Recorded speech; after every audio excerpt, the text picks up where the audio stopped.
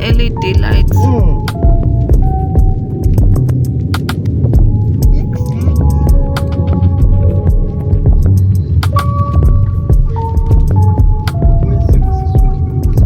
Are we even allowed to get inside with pajamas?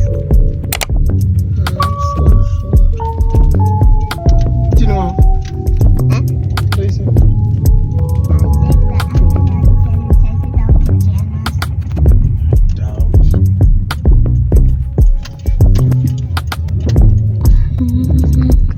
Why that's my friend? What's best?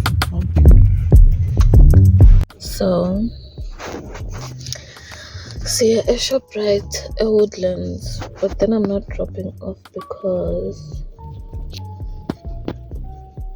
I look a mess. Like, I look crazy. So abantwana abangagcoki mabaphuma basala emotweni, aka imina. The reason why the angle is so bad is because like there's a car next to me and the kids are just staring at me like dead ass in my soul. Because bambana bangenelan like bagbuga like abanenzaba and I'm in a fishbowl, like the windows are not tinted. Can they just drive off? Cause like the car is on. Where's this mother? Anyway, we're here for snacks. Actually, we left the house so we can refill a handy gas. As you saw, we went to the one-stop gas shop. I think that's what it's called. Yeah, that's where we were. And then my cousin was like, "Oh, we left the house with my cousin." And then he was like, "Let's go get snacks." And the closest place was La Woodlands, a ShopRite. So he dropped off with my baby sister. I look a mess. They're still not coming back. But yeah, I'm in the car waiting. And then after this, we'll go back to the house. because there's nothing else to do. Like today was a lazy day. I didn't do anything. I was just in the house. I read a book, watched videos on YouTube, and that was it. I hope tomorrow I'll do something interesting. It keeps on Singis bundles depleted. Anyway, I keep on seeing shadows. It feels like someone is standing behind the car or something. But anyway, catch up with you guys later. Excuse the bed lighting and bed angle. Aningiboni nje, ngibona amazinyo. Yabo, Woodlands. Alright. Goodbye.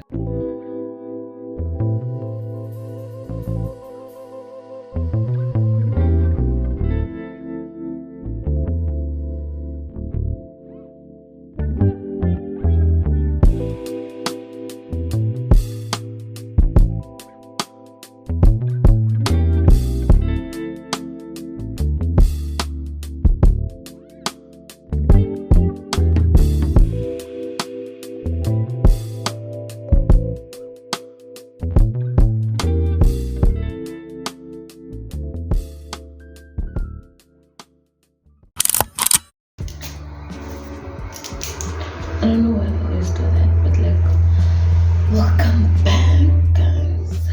It's the next day. I'm not doing anything, so I decided let's try new skincare that I bought. It's just like there. I want to start taking care of my skin, and see like what will happen after a week, basically, or tomorrow. Not even that, I feel like I abandoned my skincare routines. I start something and I'm never consistent. So I want to use this as my way of being consistent. So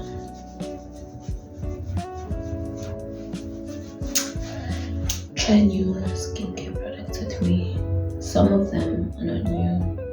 You'll see which ones are not new if you've been watching my vlogs. So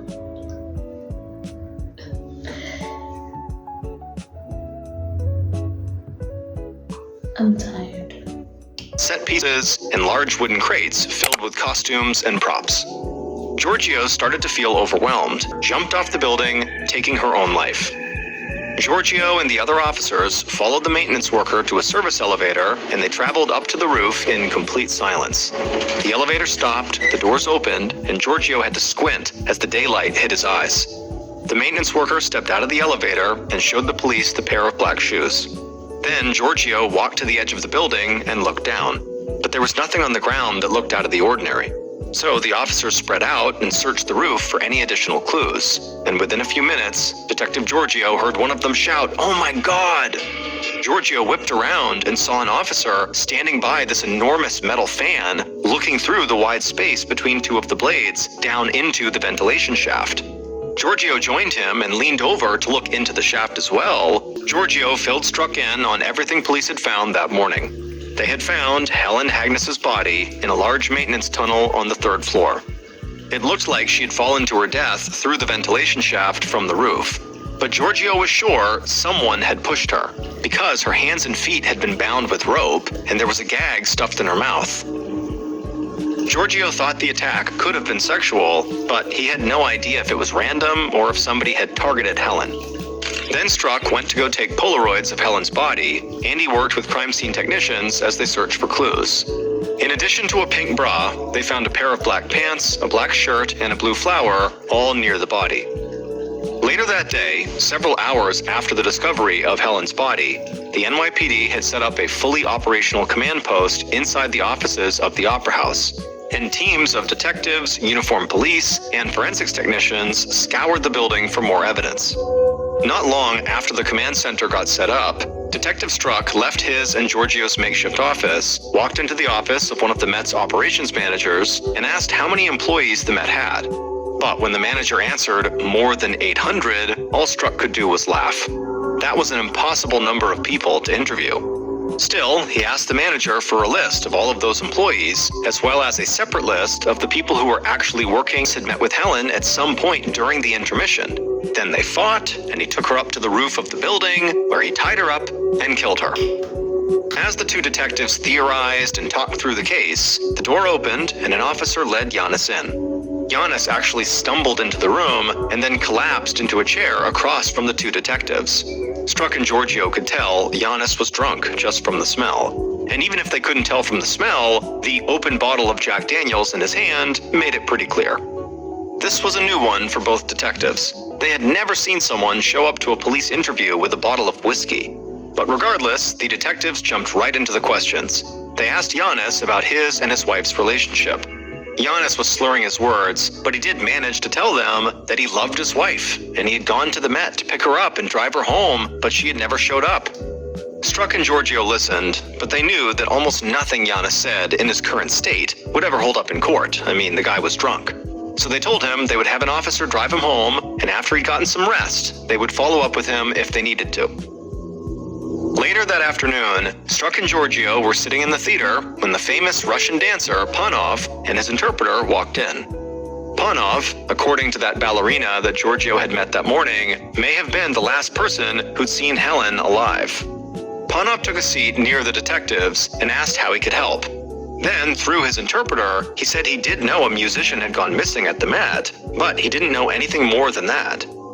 Giorgio handed Panov a picture of Helen and said she was the missing musician, and the last time anyone had seen her, she was on her way to meet Panov. Panov looked down at the picture and then said something in Russian. The interpreter then told the detectives that Panov did not know this woman, and she never came to visit him that night, and he had no idea she was even planning to. Then Panov spoke for himself. He explained in broken English that at least 50 people came to visit him every night. There was nothing unusual for audience members or other artists to flood his dressing room. And he tried to meet as many people as he could and be as gracious as he could because he knew that a lot of people had helped him become a ballet star. Struck asked him where he was at the time Helen disappeared during the first intermission. Panov said he had rushed to his dressing room to get changed and then went into the audience. He wasn't in the second part of the ballet, but his wife was, and he loved watching her dance. The detectives knew it would be easy to confirm this if it was true. Audience members and the crew would definitely have noticed one of the most famous dancers in the world walking amongst the crowd. So the detectives told both men they could go. Panov said he was sorry. I soaked, I don't know if you can see it. I soaked in there until my hands got pruny. But I needed it.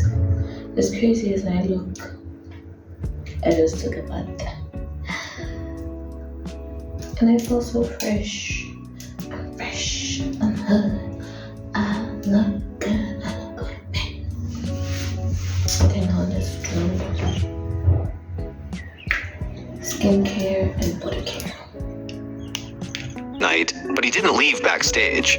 He was embarrassed to admit it to the cops, but he had shown up to work that night drunk. Craig was telling the truth. He had passed out backstage and basically slept through part of the performance. With Craig's alibi checking out, the detectives still believed they had viable suspects among the other people they had talked to, but they still had hundreds more people to interview, and they still hadn't heard anything about the one major piece of forensic evidence that had been found, the fresh palm print that had been pulled from the ventilation shaft on the roof. So the detectives felt like if they didn't quickly find some new evidence, they were going to be stuck with an overwhelmingly massive suspect pool. 6 days after Helen's murder, on July 29, 1980, her memorial service was held at a New York City church. The church was filled with friends, family, and countless people from the Met. One of Helen's violinist friends performed at the service in her honor.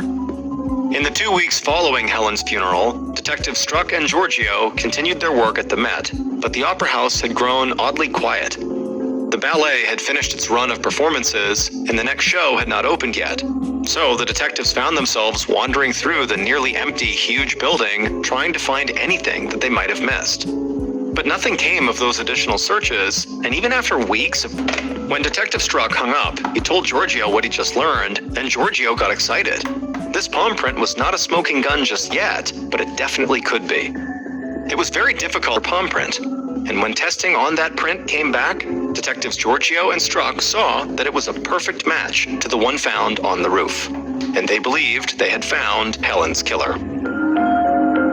Except they hadn't. They had accidentally left Helen's shoes up on the roof. The killer flew down the stairs all the way to the theater and ran backstage. However, by the time they got there, they were out of time. The intermission was over and the ballet had started again, meaning the killer had missed a very important cue.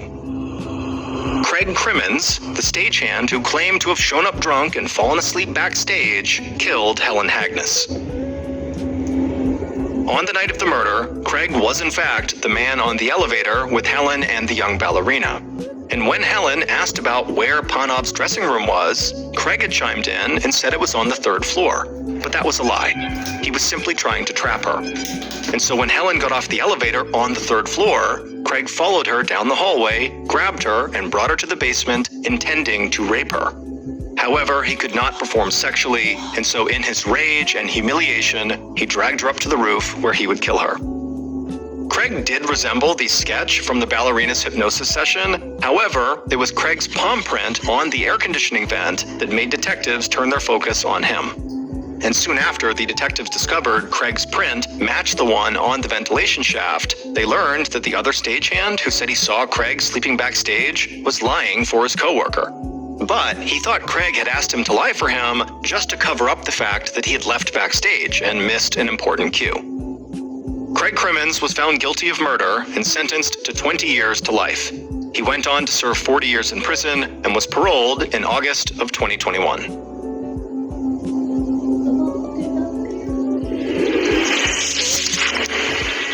But the girls were fine. At 10 a.m. that morning, the parents had finally packed up the car and they were ready to collect the girls to head over to the lake. And so they went outside, they got the 2 girls that were out front, and they went to the side of the house and they couldn't find Geraldine. Now, they weren't worried because where could she have gone? And so they walked around the house, they're yelling for Geraldine, and they asked the 2 girls, have you seen Geraldine? Where did she go? And they're like, oh, we don't know. She was just over on the side of the house a minute ago. And so they can't find her outside. And so they go in the cabin thinking she must have gone in there because that's the only place she could be. But after thoroughly looking through the cabin and not finding her, they started to get a little bit more worried. At this point, the adults start talking to each other and they're saying, did anybody see Geraldine in the past couple of minutes? Has anybody seen her? And they all said, yeah, I poked my head out the window and I saw her within the past 10 minutes right on the side of the cabin. And so they all agreed within the past 10 minutes, they had seen her right outside the cabin. So they're alarmed they can't find her, but they're thinking we're gonna find her. So they go back outside and they're looking around and they're yelling for her. Now, this is such a remote section of Ontario that there's really no noise pollution and sound travels really, really well. And so when they were yelling her name, it was booming through the woods. And even if Geraldine had, sprinted for 10 minutes away from the cabin, she still easily would have been within earshot. And all she had to do was just, yell back and they would see her. But she didn't yell back and there was no sign of her anywhere. And so at this point, the family is panicking. And so they call the police. The police show up and they're looking around thinking, we're not going to be able to search this very effectively on our own. This is a huge, wild, remote section of Canada. And so they called in some professional trackers that were familiar with this area to come in and help them with their search. They also called the army in Winnipeg to send over some people to assist as well. But as soon as the search started, the skies opened up and dumped rain all over the entire area, basically washing away any footprints that they could have used to potentially find her. As the day wore on and the sun was starting to set and there was still no sign of Geraldine, her father said something to the searchers that was intended to help them find his daughter, but it was just this incredibly heartbreaking comment. And what he told them was his daughter was afraid of the dark, and that once it got dark out in the woods here, she's just going to sit down and cry. And so that will stop her from moving farther away from us, hopefully, and we should be able to find her. But they didn't. And for 3 days, they looked everywhere for her, and there was no trace of her. And to make matters even worse is the weather had been really rainy and cold, not below freezing temperatures, but close, like in the 40-degree Fahrenheit range. And she just had a light shirt and shorts on. She was not prepared for the weather. On the evening of the 3rd day, they found footprints that they believed to be Geraldine's high up on this ledge in some moss overlooking Walking Fox Lake, and the footprints indicated that this child, which was probably Geraldine, was looking out over the lake and then turned around and walked away from the ledge down into the swamp where her footprints dissipate. And so the search effort was pushed to this swamp, and they had thousands of people that are combing through this. She must have been attacked by wolves. That's what killed her. But upon closer inspection, they saw that her clothing had not been torn and there was no blood on her clothes. So the animal predation had most likely occurred after she was deceased, because they would have been able to pick around the clothing. Whereas if it had been a wolf attack, they would have cut right through the clothes and there would be marks that obviously, she was attacked by animals. But Geraldine's remains appeared to have been dragged out of a nearby meadow to where she was ultimately located. And so they followed the drag line into this meadow, and it led them to this opening where all the grass had been matted down. And investigators said it looked like something big had been laying there. And they speculated that that might have been the area where Geraldine had been killed, and then afterwards animals had dragged her over to where she was found. And so investigators are like, well, we found that large footprint in the swamp on the 7th day in the same area where we had found Geraldine's footprints, and we thought they might be connected. And now we're finding a large, what appears to be body print in this meadow that's right near where Geraldine's remains have been found. And so probably whoever or whatever left that print in the swamp is the same one that left this print here in the meadow, and therefore is probably Geraldine's killer. But this left investigators with two theories that didn't really make any sense. The first one was, okay, these prints, the swamp print and this body print, belong to an enormous person, like a giant, who ran up to the cabin and abducted Geraldine and ran off, and no one saw them or heard them. And for weeks, they've managed to totally evade capture despite being, again, an enormous person lumbering through the forest. So that seemed really unlikely. One, that this giant person even existed, and two, that if this giant person existed, how could they not get caught? They're so big, running through the forest, they would be easy to spot. But if you rule out the enormous person theory, you're left with the enormous predator theory, which does make more sense on the surface because there are enormous predators that have attacked humans, so that does happen. But when they looked at her remains, they ruled out a wolf attack, and really, they ruled out animal attacks. But if this is an enormous predator, half-truths that the most powerful institutions in the world have been keeping from us. We also have shows that are just plain creepy and unsettling, like... Alright, thank you for hanging out with me. I'm done. This is the only productive thing I was going to do today. So, I'm going back to rotten bed, looking glazed.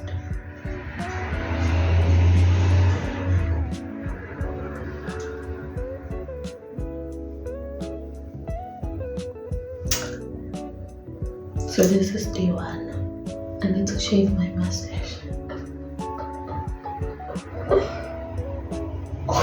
It's okay, you can laugh. I need to shave my face, but more over her. She embarrassed me. Anyway.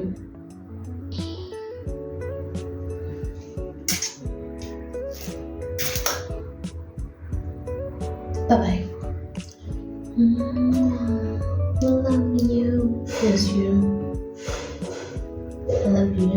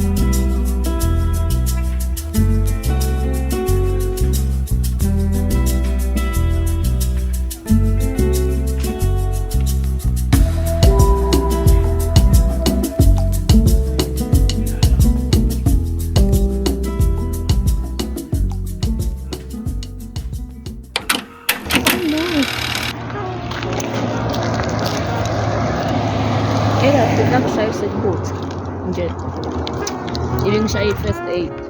Ayinqikisi. Say hello to my vlog.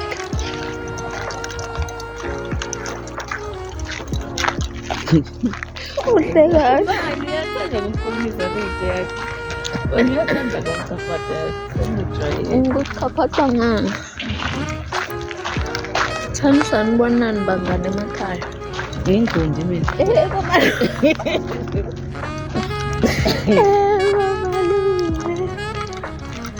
Asihambe guys.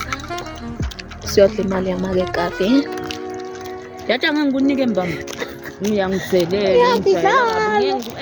Nawufana nathepaka nangimtshanga nama-cravings ngitshela ukuthi ngihambe ngiyojola. Yo, ukuthenga ama-cravings. Yebo, umbhuti wami ngiyathi ukuthi unemali. Baba ubona athi bekuniketa imali. Ukuthengela la ndlebeni lemunye ukubambile.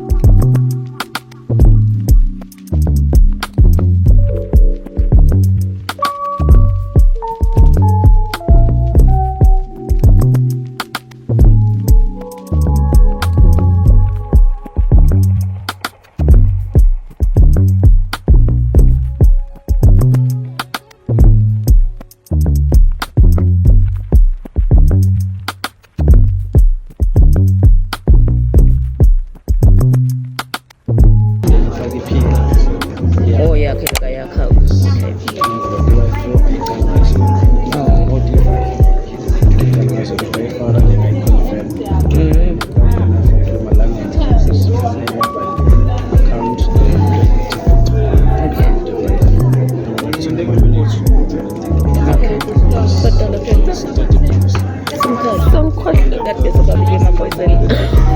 Mbona njalo le network.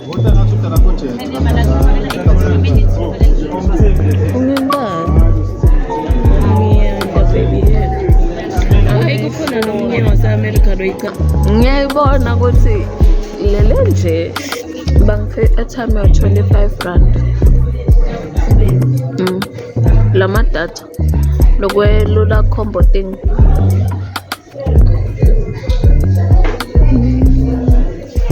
Mayisihle vele lesi.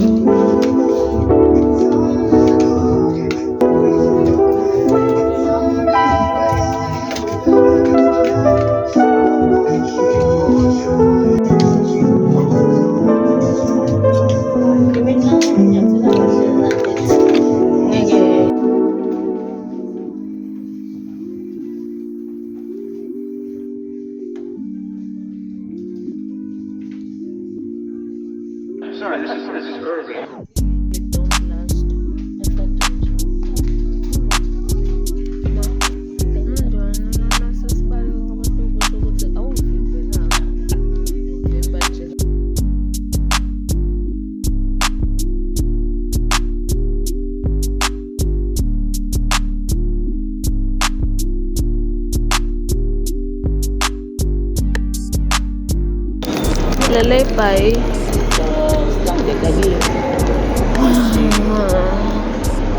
Bye bye.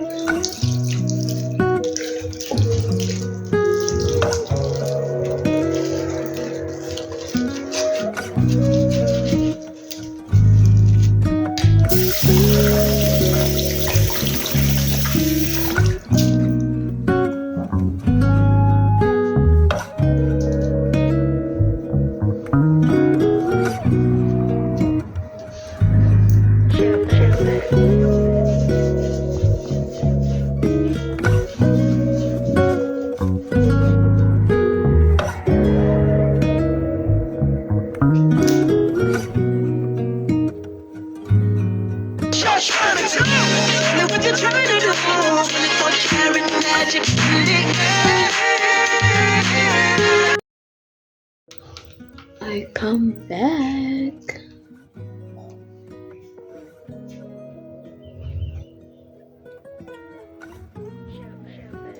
I left the house and didn't film a single thing because of how crowded it was in town. So, quick haul before they start bothering me. I'm dressing. Got wings. And my wings are confusing because lapa go to 8 pieces for 85 rand. But no tenga 10 pieces and 70 something rand.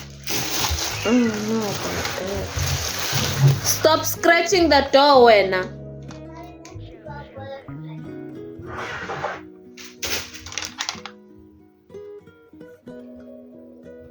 $12, $10, $8, $6, see curl. I'm trying to get things for my maintenance. I'm gonna have to. I don't know if you can see it, but it's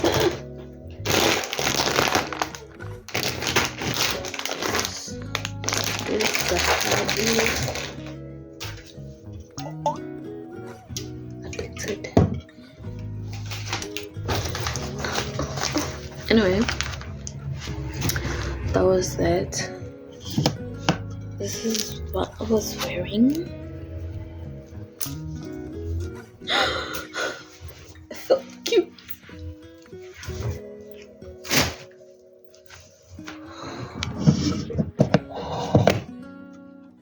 I don't know if you can see.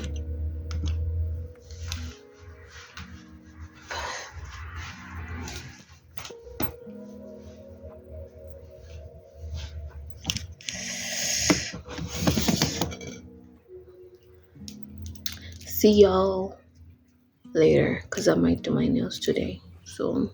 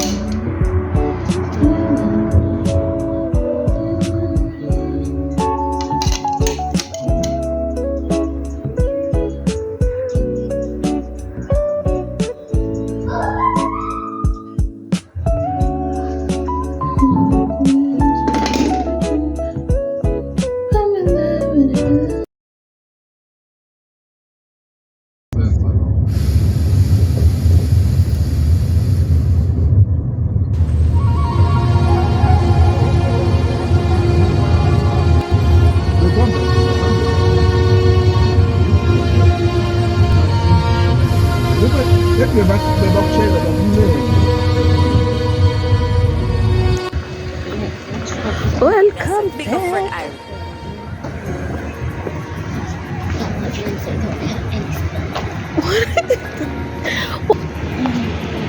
We are here to run a few errands. The girl is going to do her hair, and then I have to buy a few things. I hope Wait, Nampala, did the you say store that? is open. Nampala, did you say that some lip?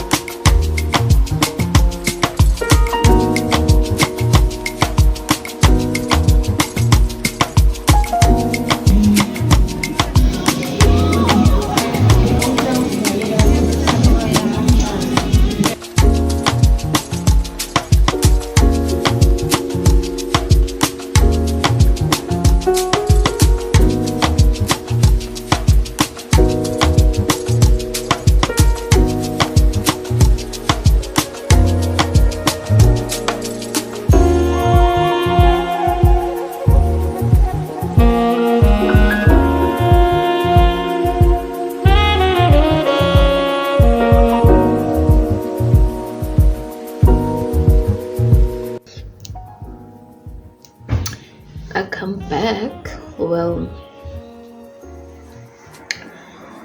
I went to town to run a few errands. I couldn't really record kahle, like yo kulukhuni when you're overwhelmed kuyabanza fanele ucabange kunebamfu. Kill me now. So I'm back in the house. I bought a few things and I took my baby sister to get her hair done, so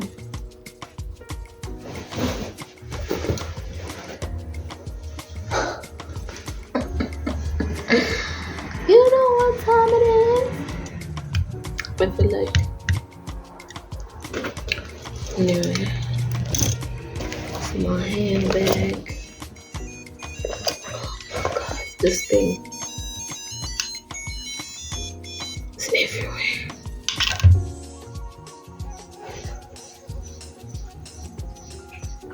Firstly, I got these.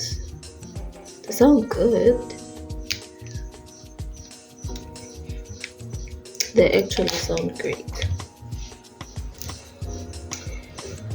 You remember the last vlog, or the vlog before that, I got the same dress but a different color. It's brown. It's burgundy, and I got it in a small. It looks brown though. I got this dress also. I got it in a small. I wanted to wear it for one of my friends' birthday parties, but I got joggers in the color stone. Got it in small. Look at her. I love her. She looks cream. I think these will be a more relaxed fit than the others that I got, the gray ones. I got a skirt. It's black. No. No size small. I got a t-shirt to go with the skirt, also in a size small. I got this t-shirt in a size small. It looks like it's gonna snatch me up. I'm not fitting this clothes today because it's cold. I'm not in the mood to be taking off my clothes and stuff. And I got this shirt. I think it's cute. It's plain at the back. And then I got these cuties. These are cute. Size 3. Not too much now. Not too much. So that's all that we got. I'm dressing.